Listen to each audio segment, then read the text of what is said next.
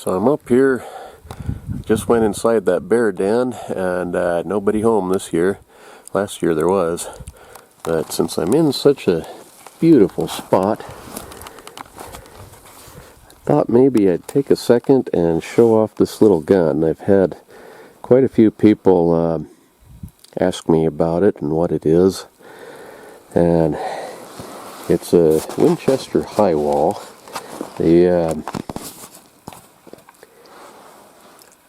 The original ones were a John Browning design, and now they are made in Japan, which kind of bothers me a little bit. Here it is, a American-made Winchester that's made in Japan, so it's not American-made.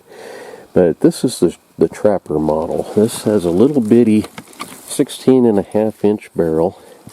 It's really compact.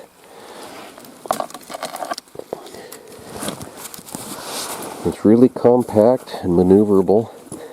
Out to about 400 yards, it seems to be right in there.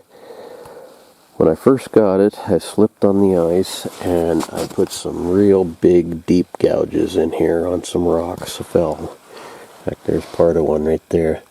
But I decided I'd cover it up with leather, and I made this pouch here. That pouch holds two rounds of 30-40 Kreg, and then that Squeaker Predator call.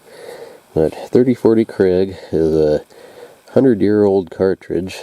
I'll have to look it up and I'll add in here just when it was made. But it's one of the first smokeless cartridges they made. The U.S. military used it for quite a few years until they went to, I think, the '06. But it's a good cartridge. It really is really an accurate one. Because this action is a lot stronger than the old 30-40 Kreg Jorgensen's. I believe those were made something like 1906, or I don't know, somewhere in there. But they weren't very strong. They were a bolt action, but they only had one locking lug and tended to come open, and you had to keep the 30-40 Kreg pretty low pressure.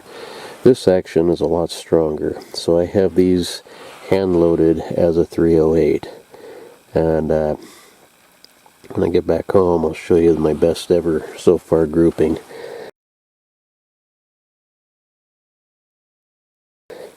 This tip-up peep sight on here, I had it set for 400 yards.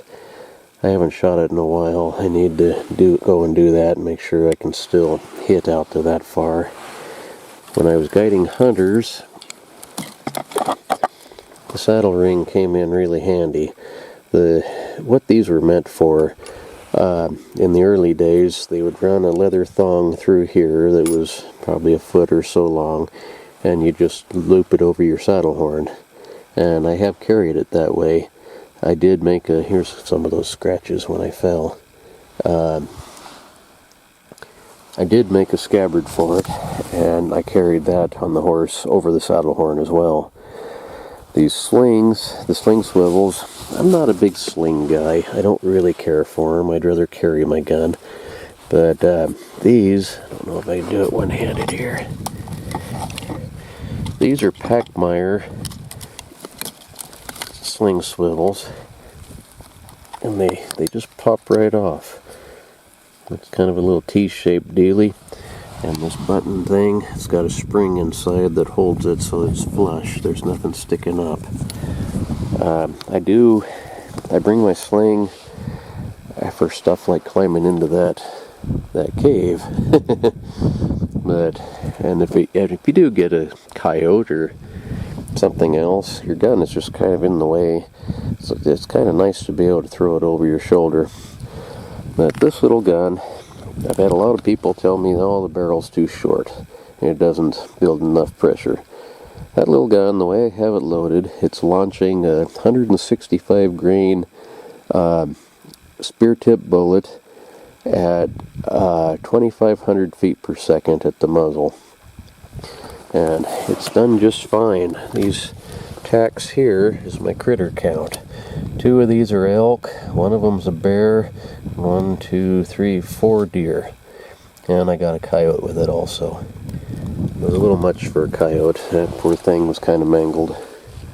But I was able to sew up most of the hole, and he still sold anyway. So, just a quick peek at one of my favorite guns.